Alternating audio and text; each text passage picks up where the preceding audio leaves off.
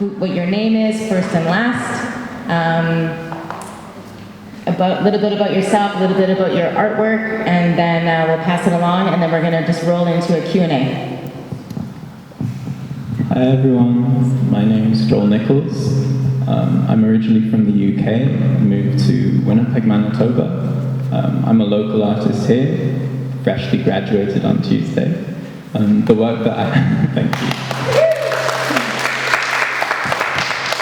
The work that I have in this show is based on the idea of the body and the soul. I'm trying to convolute the normal narrative of the soul being something that's greater than the body by making displaying the body in a way of grandeur and hopefully giving autonomy back to the body because I truly believe that the body influences the way we live and who we become.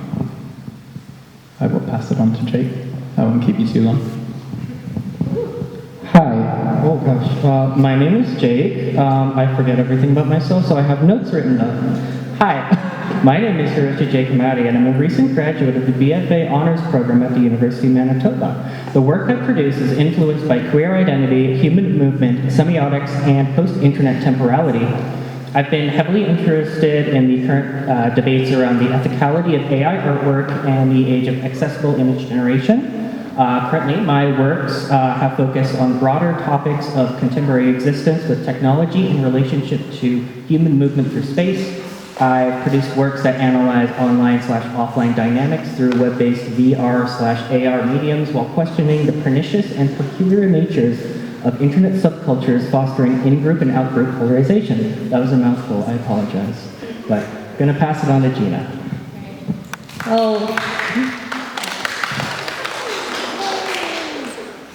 All right, good evening everyone. My name is Gina. Pronouns are she, her.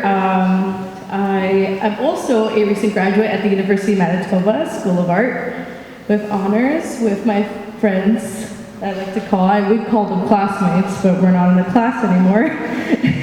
So for me, I use art to confront my voice, ideas, thoughts, dreams, and memories through a bright colored and artistic set of lenses. As you may notice, I'm holding my phone up with my notes as well because I'm on the same page as Jake, because I forget everything that I think of. Whoops. As a person with autism, confrontation and using my voice has been very difficult, so art has became that outlet to aid me into doing so.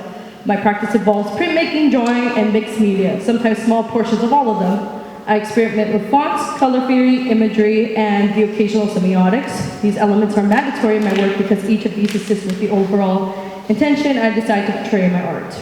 And that becomes whatever I think of, right? So the two prints that I have up there, the first one, that's the big wall of multicolored prints, not the thin one. What's it supposed to look like? And Confessions of Ignorance, which is the other one. I intend to raise awareness of the harmful stereotypes I have grown up to hearing and educate viewers on what phrases should not be said around or to neurodivergent people like myself. Along with the lack of support and the empathy from my peers, mentors, and the internet, life was difficult for me. This was mostly in elementary school and middle school, but that must have been tough for everybody. But instead of being thrown off, these struggles have inspired and given me the strength to create these large silk screen prints. And without further ado, I'll pass it down to my man, Carlos. Thank you very much. Hey guys. I'm Carlos, also a recent graduate of the School of Art at the U of M, and I'm a local artist. I'm Canadian Filipino. I pretty much grew up here in Winnipeg. This is my home.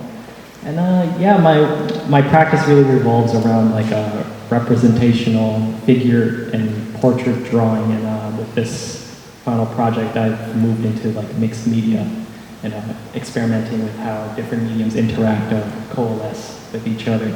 And with the works behind you there, it's a combination of traditional drawing mediums like graphite, charcoal, white chalk, and I'm using acrylic paint, and also this very interesting alternative photo printing process called cyanotype printing, which uses this UV light-sensitive chemical solution where when you place items or if you put like large, small negatives onto it and expose the light, it imprints an image onto whatever surface you put it on. And yeah, so the kind of theme behind this body of work is really about, for me anyway, I approached it with this idea of like personal catharsis and like almost personal therapy as like really just like this undertone of mental health. I think that's something that's really penetrated throughout my entire kind of process throughout art school. That's something I've always come back to and explored in my projects. So yeah, thank you.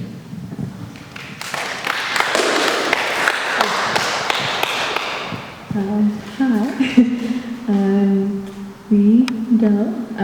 My pronouns are they, them, and yeah, I'm a recent grad.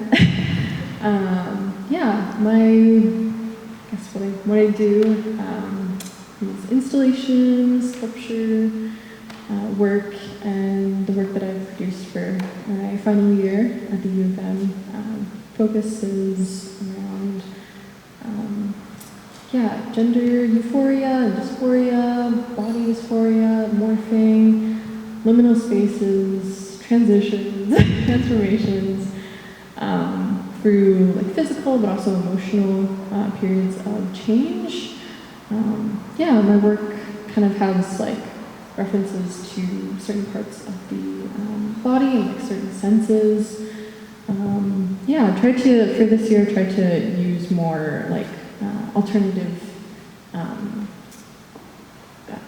mediums like ice or like wax, or even just a collection of natural plant matter, things like sage, roses, like flowers, eucalyptus leaves, and I really enjoyed working with those. And I think it gives like a quiet kind of aura and energy to the work. So, yeah. I'll pass on to Jasmine.